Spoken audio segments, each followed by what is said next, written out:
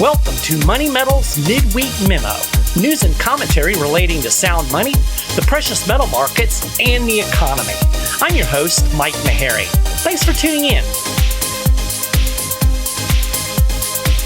So, the CPI for January came out yesterday. Let's check in on our friends over at the Federal Reserve.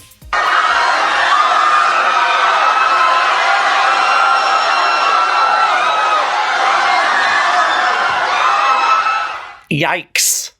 Sounds a little panicky over there. And, why shouldn't it be? Because the Fed people are definitely between a rock and a hard place. They really want to cut interest rates, but they can't plausibly cut until price inflation drops closer to the mythical 2% target. You see, they need inflation to be dead.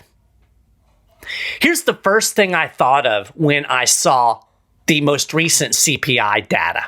I'm not dead. If you didn't recognize that little clip, it's from Monty Python and the Holy Grail. In that particular scene, an undertaker is moving through a medieval village, pushing a cart during the plague, collecting dead bodies. As he arrives at one house, a man comes out with a body thrown over his shoulder. But the thing is, the guy is still very much alive. When the undertaker points out the obvious, the man replies, "Well, he'll be dead soon. He's very ill." The victim pleads, "I'm getting better." And the man says, "No, you're not. You'll be stone dead in a moment." The undertaker refuses to take a person who is alive on his cart, and he protests, "Well, it's against regulations." So the man asks, "Well, isn't there something you can do?" So the undertaker looks around, and he clocks the victim on the head, tosses him on the cart. I think this is analogous to what's going on over at the Fed. Powell and company very much want inflation to be dead. They very much want to cut interest rates. They have to know that this debt-riddled bubble economy can't keep lurching along much longer with 5.5% interest rates. The problem is inflation's not dead. Now, not to be an I told you so, but I'm going to be an I told you so. I've been saying inflation isn't dead all along. In fact, after the December CPI report came out, I wrote an article over at moneymetals.com/news headlined, "The Demise of Inflation Seems Somewhat Exaggerated." I'll link to that on the show notes page. Well, the latest CPI, that report makes it even harder to deny that price inflation is alive and well. In fact, to quote our poor Monty Python victim, it seems to be getting better. So let's dig into these numbers. The headline CPI came in at 3.1% after an unexpected jump to 3.4% in December. The fact that the annual number came down could conceivably be spun as good news, but considering the projection was for a steeper fall to 2.9%, it's kind of hard to justify a celebration. And the decrease just brings annual price inflation back down to its November level. And if you kind of step back and look at the trend, you might actually feel a sense of panic like we heard over at the Fed. If you annualize the CPI over the last 3 months, it comes to 4%. That's up from 3.3%. If you annualize it over the last 6 months, the CPI comes in at 3.7%, and that's up from 3.2%. Notice the theme here is up. And you'll also notice that none of those numbers that I just said were anywhere close to 2%. And of course, that's supposed to be the target, right? So on a monthly basis, which I kind of think gives you a little bit better perspective of kind of what's going on with prices, prices rose 0.3%. That's the same increase we saw in December, and it was against an expectation of 0.2%. Now, consider this. Prices have gone up over 0.5% in just 2 months. That doesn't sound to me like inflation is cooling. Things get even more bleak if we look at core CPI. Now, this is supposed to be a better metric because it strips out more volatile food and energy prices. And man, oh man, I sure do wish I could strip out food and energy prices out of my budget, but alas. Anyway, core CPI rose to 0.4% in January and was up on an annual basis to 3.9% from a year ago. That annual number is unchanged from December. The projections were for a 0.3% month-on-month increase and a 3.7% annual rise. So both of these numbers hotter than expected. Kind of a theme. It's worth noting that core CPI has been hovering in that 4% range since July. That's nearly double the Fed's 2% target, right? To put the monthly core CPI increase into perspective, it would need to average just under 0.17% each month in order to hit the 2% annual target. We've not come anywhere near that in years. We're nowhere close. In fact, no matter how you slice, dice, or massage these numbers, nothing in this data tells me that price inflation is anywhere near the Fed's goal. Now, people will say, well, it's trending in the right direction. Okay, maybe it is, but it's still got an awful long way to trend before I'm going to look at this and say, oh, look, the central bank has finally beaten inflation back. Now, also, you'll hear me use this disclaimer pretty much every time I talk about CPI. It's important to keep in mind that inflation is worse than the government data suggests. The government revised the CPI formula back in the 1990s so that it understates the actual rise in prices. So based on the formula that was used back in the 1970s, CPI is close to double the official numbers. So if you consider that, we're looking at something like 6%. And honestly, it's probably worse than that. I'll link to an article in the show notes that explains exactly how the U.S. government cooked the books back in the 90s to make inflation look better than it actually is. Now, as I'm sure you realize, because you're experiencing this isn't just some kind of academic exercise. Price inflation impacts people. And by impacts, I mean it hurts people. Peter Earle wrote an article published over at moneymetals.com/news chronicling the impact of price inflation on your Super Bowl party.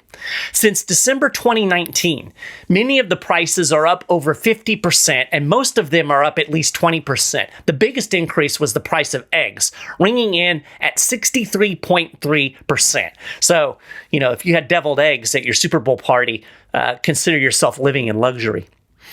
And by the way, inflation-adjusted real weekly earnings fell 0.3% in January. This was despite a rise in real hourly earnings. The decline was due to people working fewer hours. So pay went up, but employers compensated with that by working you less.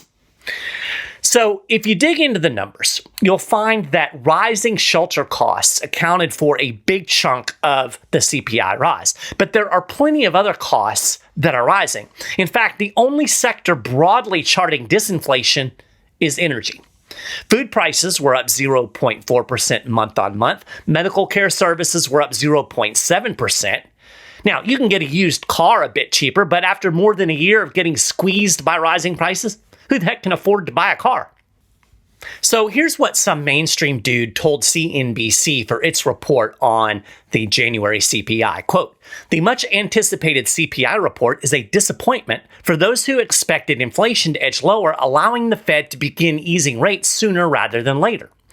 This guy is Quincy Crosby. He's the chief global strategist at LPL Financial. He went on, across-the-board numbers were hotter than expected, making certain that the Fed will need more data before initiating a rate-cutting cycle. Very true. I agree with pretty much all of that. And that, my friends, is a big yikes. The market responded just as anybody who's been paying attention to the markets over the last couple of years would expect. They freaked out because everybody out there wants their easy money back. And as the guy told CNBC, the Fed's, unless it just ignores it, the Fed really can't plausibly do that. So stock markets sold off. The Dow was down over 524 points. The S&P 500 slipped back below the mythical 5,000 level. It shed nearly 1.4%. and the NASDAQ fell 1.8%. Meanwhile, bond yields, i.e. interest rates on bonds, rose and the dollar refreshed its almost 2-month high above 104.7. Now, these rising bond yields are particularly problematic for the U.S. government and by association, the Fed. The Biden administration keeps spending like a drunken sailor. And I say that with all due respect to any drunken sailors I may have in the audience. It managed to run another deficit in January despite setting a record for January revenues. The real issue becomes apparent when you look at the interest expense. It's not just the spending and the increasing deficits, which are a problem. It's the interest on top of that. So we've got a double whammy of rapidly rising debt and rapidly rising interest rates. The U.S. government spent $69.2 billion just paying interest expenses in January. This was more than the amount the government spent on national defense, which was $60 billion. It was more than the government spent on healthcare, $68 billion. So what I'm saying here is interest expense is one of the biggest expenses for the federal government because of these higher interest rates. Just looking at the numbers a little more deeply, interest on the federal debt came in $96 billion higher through the first 4 months of fiscal 2024 than the same period last year. The government has shelled out $357 billion on interest payments so far in fiscal 2024. That's just 4 months. The only category with higher spending through the first 4 months of this fiscal year was Social Security. The dynamic we have going on here is that much of the debt currently on the books was financed at very low interest rates before the Federal Reserve started its hiking cycle.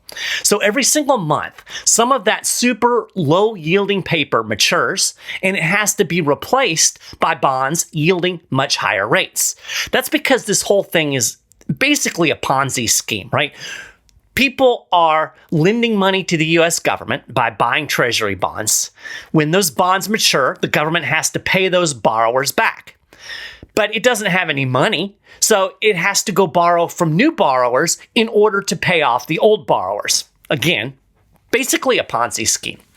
So because interest rates are rising, the weighted average interest rate on the government's total outstanding Treasury security debt rose to 3.21% as of the end of January.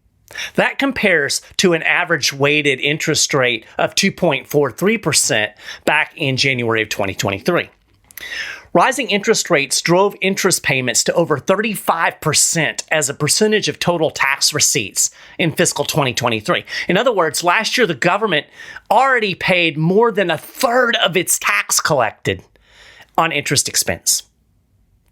So you can see why this high interest rate environment is a problem just for the federal government. And of course, the Fed is the mechanism that kind of bails the federal government out of this problem by buying bonds through quantitative easing and putting them on its balance sheet, basically monetizing the debt.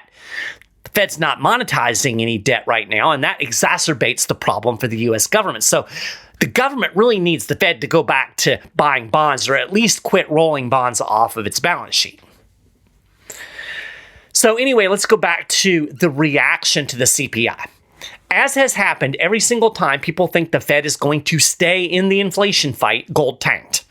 The price actually sank below $2,000 an ounce for a time. It closed the day close to $2,000 an ounce. It depends on what source you look at for the spot price, but it's right around that $2,000 support. When you really think about it, it's kind of a bizarro world because people are actually selling an inflation hedge when there are signs of inflation. It's like I talked about in the show last week. Bad news is good news, up is down, left is right. Everything is out of whack in the markets because everything is being run by Fed monetary policy. That's the driving force of this economy. Fed monetary policy. People aren't worried about fundamentals or, the solidness of a company or what's actually going on in the economy. No, it's all about, are we going to get our easy money back? It's the drug that keeps the party going. So when I posted about the gold sell-off on X, a reader made a really good point. One of the reasons you often see gold sell off significantly along with a stock market crash, especially in the early stages of a stock market crash, is over-leveraged hedge funds tend to liquidate precious metal holdings first because they're non-yielding. They use that to cover short positions and margin calls.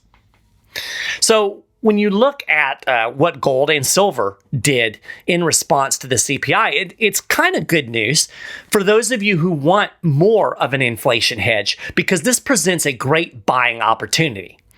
I mean, it's pretty clear the Fed isn't winning this inflation fight. If I was a betting man looking into the future, I would not sit back and go, I think inflation is probably going to be a lot lower next year. Just doesn't seem like that's what's in the cards. And I'm going to get into what winning the inflation fight actually means here in a minute. It actually means more inflation. So if you're thinking along those lines, this is a great opportunity to buy gold and silver because the prices are low. Especially true of silver. I've talked about this before, but the pricing of silver right now is not in line with the supply and demand dynamics. Silver is significantly underpriced. It's even underpriced compared to gold when you look at the gold-silver ratio. So just things to think about as you look at the trajectory of the gold price over the next couple of days, because, I mean, we may see today the sell-off continue because I think everybody is really in a panic thinking that interest rates are going to stay elevated.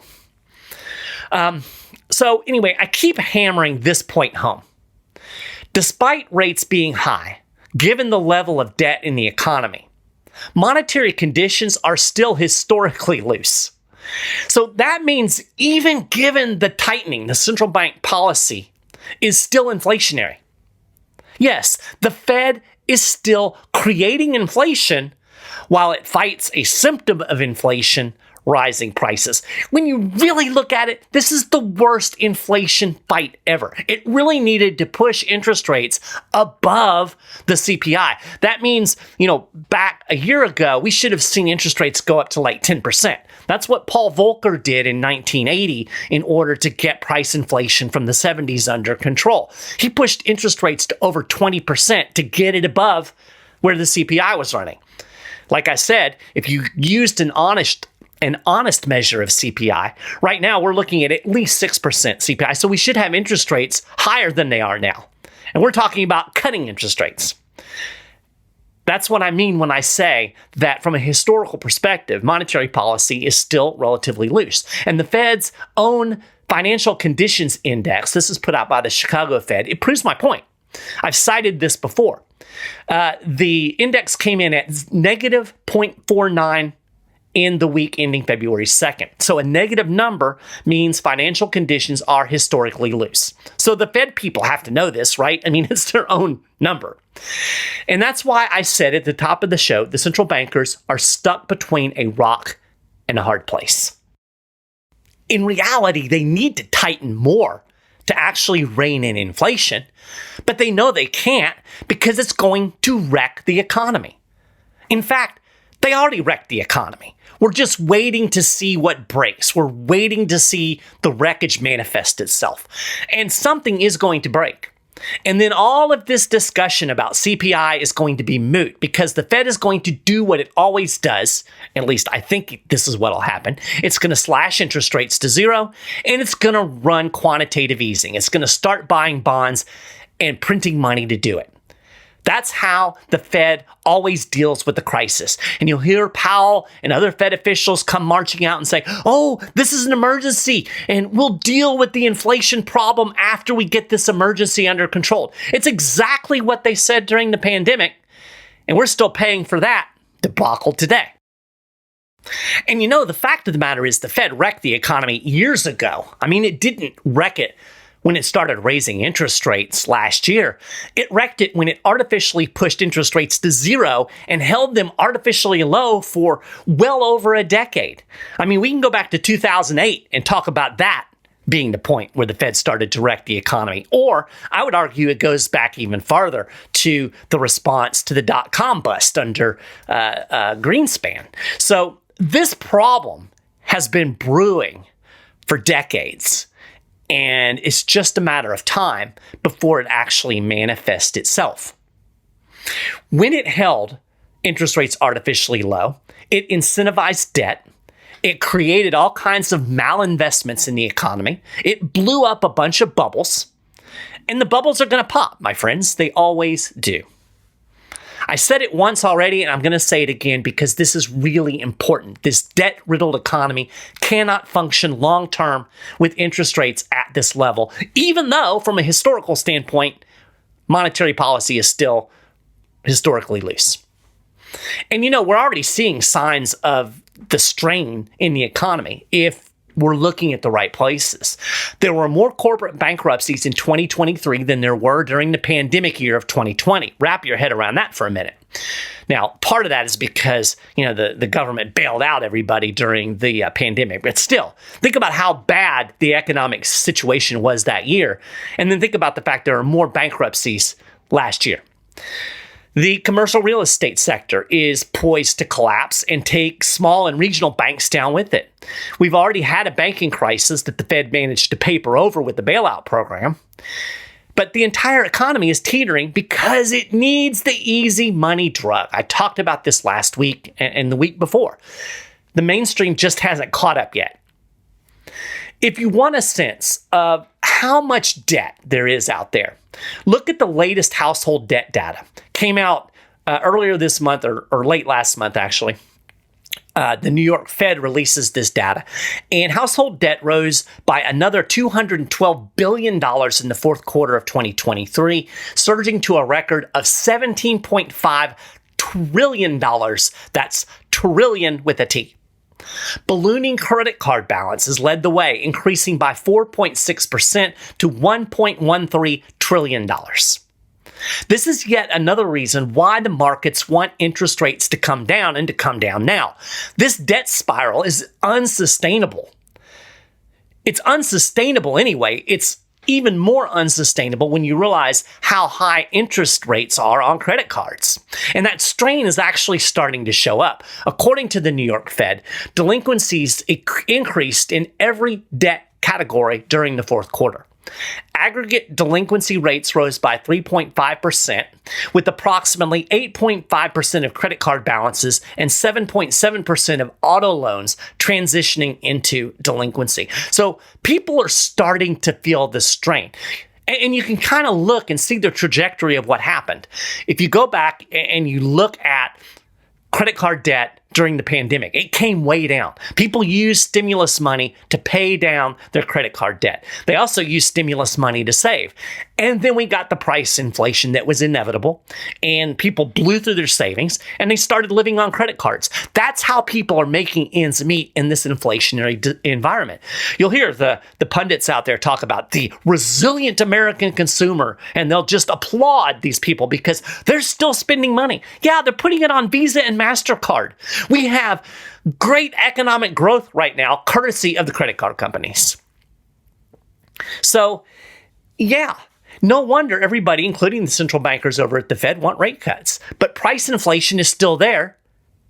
And there they are, stuck between a rock and a hard place. It's a damned if you do, damned if you don't scenario. I mean, what do they choose? Do they pick more price inflation?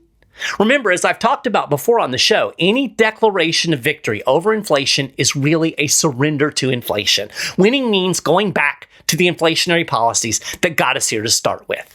And that's what the markets are jonesing for. They want artificially low interest rates. They want inflation dead so they can have inflation back.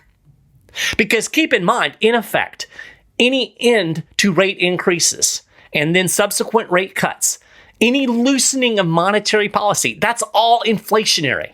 Rising prices are a symptom of monetary inflation. And monetary inflation is exactly what you get when the central bank reverts to a looser monetary policy. So they can choose that, or they can pick the other alternative and stick to their guns and keep trying to drive price inflation down to that 2% target, even as the bubbles pop, the debt explodes, and the economy crashes. So what are they going to choose? Now, I suspect they'll ultimately choose the inflation route. History tells us the Fed will run in on a white horse the moment the economy starts to collapse. But when you think about it, either choice is a bad choice, right? More inflation, that's bad. A collapsing economy and a financial crisis, that's bad. It's all bad. It's a rock and a hard place. So, as I said earlier, this big drop in the price of gold and silver, it's a great opportunity to hedge against the crisis, whichever crisis it is, because I think that even if they choose to try to keep fighting inflation, we're still going to get inflation.